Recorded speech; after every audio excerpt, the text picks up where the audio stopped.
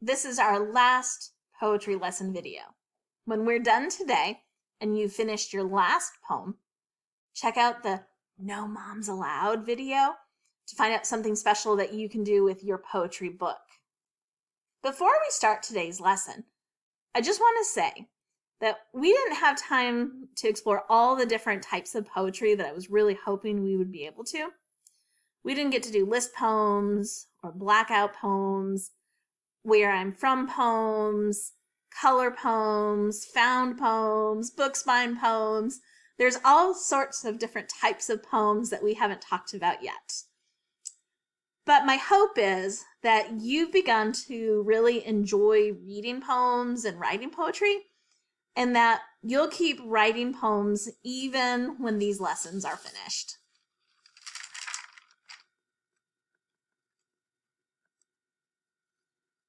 So I want to teach you today that sometimes writers use the 5 senses to make you feel like you're right there in a story or a poem. Can you name the 5 senses? If you said sight, sound, touch, taste, and smell, then you got all 5 of the senses. Look at this picture, this image that shows how you can include sensory details to improve your writing. So for sight, we could write something like the socks were on the floor. Or you could add some sight sensory details and say the muddy socks were piled on top of the rug. You could write the plane flew over us or the plane flew overhead. You could add something to that sentence to tell us what it sounds like. The plane flew over. The buzzing sound filled the air. So much more descriptive. For touch, you could say the mud was gross. Or you could add some words to let us know how gross it really was. The mud felt slimy and cold between my toes. Ugh. For taste, you could say the pizza was yucky. Or you could explain to us, how was the pizza yucky? You could tell us by saying, the pizza tasted like cardboard. Ugh. For smell, you could say something like, her perfume smelled good. Or you could describe how it smelled. Her perfume smelled like flowers and vanilla. So today, we're going to work on writing some sensory poems. A sensory poem doesn't have to rhyme. It can rhyme if you want it to, but usually it's an unrhymed poem that tells about a feeling or something, and then you describe it by telling how it sounds, smells, tastes, looks, and feels. So here are some examples. I'm going to start with the one in the top called In Summer. Notice that for this poem, each line starts with the sensory word. So, in summer, I see colorful umbrellas on the beach. I smell sun lotion and salt. I hear children giggling in the waves. I taste an ice cream cone. Yum. I touch soft, hot sand. I feel warm and happy. I love summer. There's other ways that you can use senses in poems.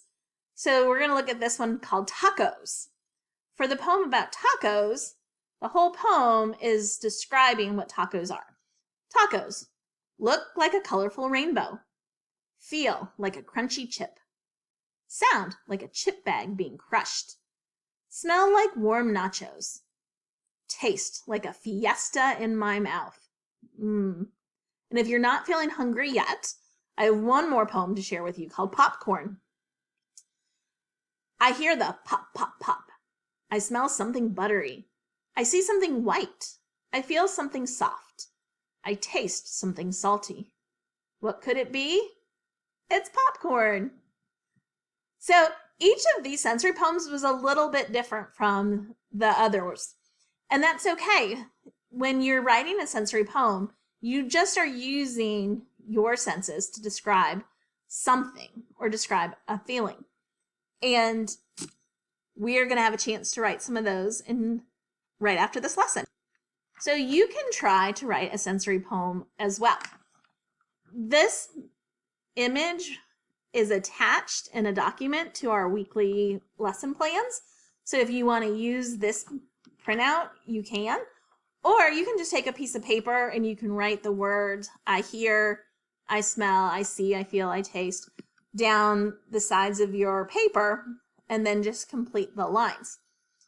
And this is just one example. Sensory poems don't always go in this same exact order. Sometimes they start with I see or I feel. So if you're writing it yourself, you can change the order of the words that you want to use. I'm going to share with you my example that I wrote.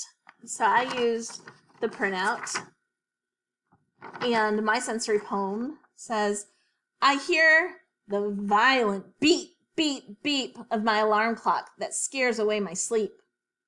I smell the thick, drool-inducing scent of bacon sizzling on the stove. I see the morning light straining against my bedroom window blinds. I feel the need to stretch my muscles and shake off the rest of my sleepiness. I taste warm coffee with caramel creamer that sends a rush of warmth through my body. It's the start of a new day. So mine just says sensory poem at the top. It doesn't tell you what I'm writing about until you get to the very bottom. And it tells you the topic of the poem. So writers, I just want to remind you that authors, whether they're writing poems or stories, use their five senses to include important details so that the readers feel like they're right there in the story or the poem. So writers, I want to end our poetry lessons with one of my favorite kind of poems. This is a kind of poetry that I think is really fun to create, so it's fun to write them, and it's really fun to read. And they're called shape poems or concrete poems. You might say, Mrs. Brink, what is a concrete poem? Well, I'm about to tell you. This comes from a book by Brian P. Cleary.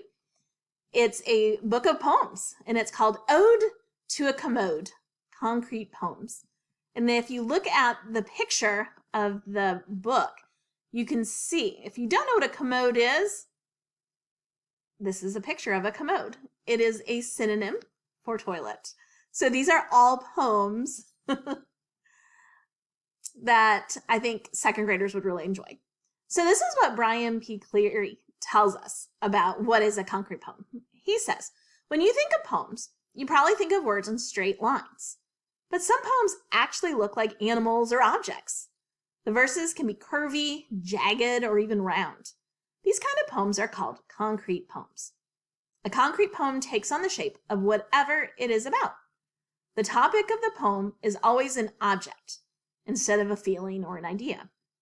The letters, words, or symbols are arranged on the page to form a picture of that object. So a poem about a flight of stairs is actually shaped like a flight of stairs. In this fun visual type of poetry, the words and their shape work together to create the poem. So look at this example. It's actually on the left-hand side, not on the right. If you just glance at it, you can see that this is a pair of scissors, even if you can't read the words. But this is what the words are saying. Scissors snip and nip and cut and always come in pairs. Great for cutting paper up and trimming my sister's doll's hairs. So making concrete poems might be easier than you think. So just pick something that has an interesting shape.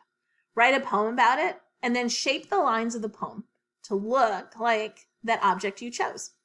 You can make the shape by hand or you can use a computer. If you're not a big rhymer, no big deal. Concrete poems do not have to rhyme. Here are a couple examples of concrete poems. This one, if you look at the shape, you can see it's a clock. And the words start up here. The clock on the wall says it's 5 till 3. But The kids in my class say it's 5 till free. So notice that it rhymes 3 and free, and they have it in the shape of the clock. And not only is it in the shape of the clock, but it's showing the time 5 to 3. So that means it's 2:55, and it's showing that it's almost 3 o'clock. And this poem is kind of silly because they're saying 5 till free. This school must get out of school at 2:55. Here's a poem about an octopus. Oliver the octopus, underneath the sea, swimming very slowly, looking for his tea, makes a little bubble, gives a little grin. Hi there, fishes, come on in. So if you notice, both of those poems actually rhymed, but remember, concrete poems don't have to. And then in the bottom corner, we have a poem called Rainbow. And not only is it in the shape of a rainbow and the words form that rainbow, but notice how the author chose to use different colors to write each line as well. So it really does look like a rainbow. Now I want to show you one more thing about concrete. So there's one more thing I want to show you about concrete poems.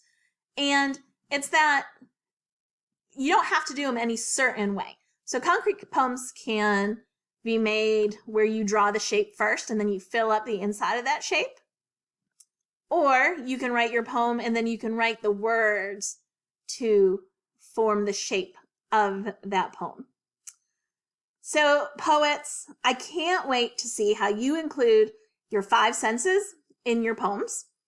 Remember to post any poems that you write on our Flipgrid so we can all enjoy them. Writers, off you go.